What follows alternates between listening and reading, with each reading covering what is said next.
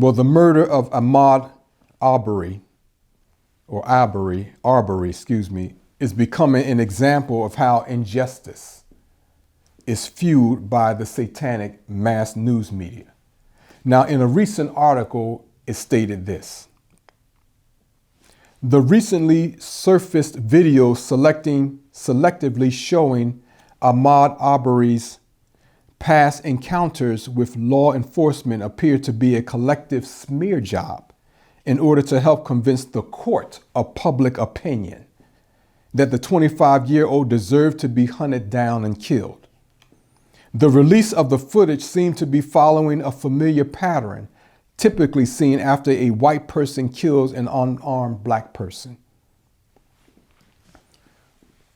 And this comes from News One. Well, first of all, there is no court of public opinion. That's right off the bat. What the hell are you talking about? However, I know that this notion lies in the historical and even ever-present realities that courts of law acquiesce to the whims of the public. So yeah, in a sense, there is a court of public opinion, but that's not a court.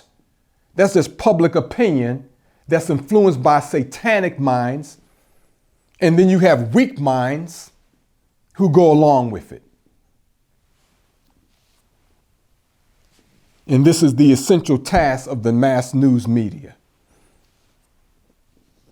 But this concern is rooted in a much deeper truth, something much deeper. This is the nature of the Caucasian people, which black people continue to reject. The teachings of the Honorable Elijah Muhammad, which tells the difference between the two people. We're not the same.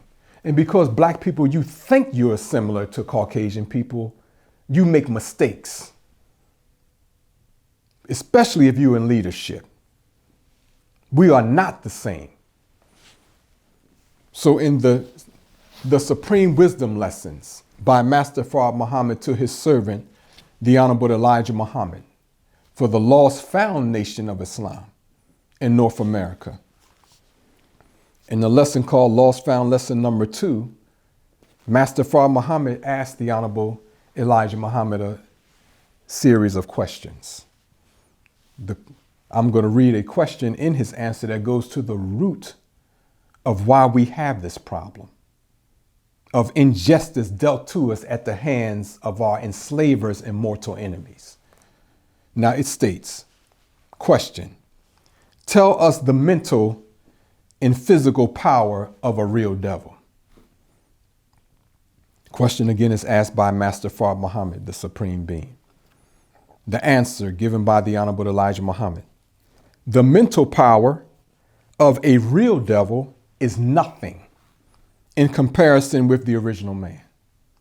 He only has 6 ounces of brain, while the original man, meaning the black man, black people, has 7½ ounces of brain, which are original brains. The devil has 6 ounces of brain. They are grafted brains.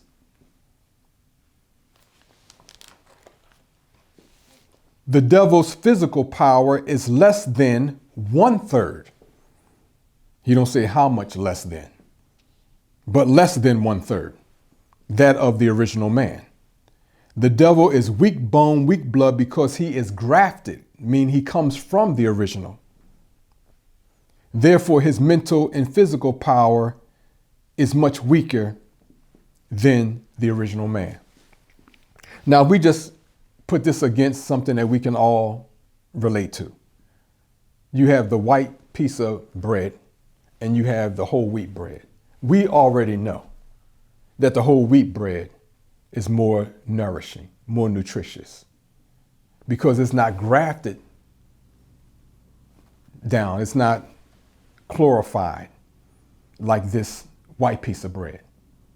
So you're not going to get the same energy, you're not going to get the same nutrients, and you're not going to get the same health benefits as you would if you ate the wheat bread as opposed to eating that bread, the white bread.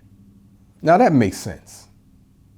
So if Caucasian people are influenced by the wicked mass news media to back their white brethren in the murder of Ahmaud Arbery, that's just an expression of their innate hatred for black people and their innate mental weakness to stand up for the truth and for justice.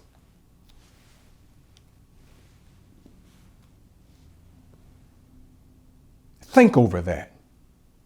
If your mental power is much weaker than mine as a black man, I'm talking about Caucasian people, then why should I expect you to stand up on principle when your mind is too damn weak to do that? Your whole history is a history of acquiescing, being political or politically correct, following the tide rather than what is absolute the truth. You don't stand on truth. You don't even stand on truth against your own people. I'm talking about Caucasian people. So the Savior wanted us to know what we were dealing with. You're not dealing with somebody that just has the unfettered ability to make a decision on truth. Your very nature, your genetic makeup is against you. And to have somebody like that presiding over justice and equality for people, you might as well be in a cage with a real monster. And that's what we have been, in bondage with a real monster.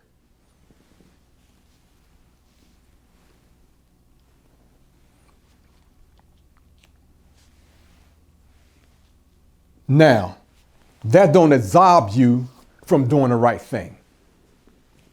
You can't blame it on your nature. So you have the guidance that Moses brought, and you have the guidance that all of the prophets brought. So the guidance that God gives us, each of us, we have to mount up on that divine guidance. It can't be my opinion. I can't go where the wind blows when it comes to justice, freedom, and making decisions based on things that are equitable. So God punishes us for being whimsical because he's not whimsical. We're not to adversely affect somebody else's life because we may not like so and so.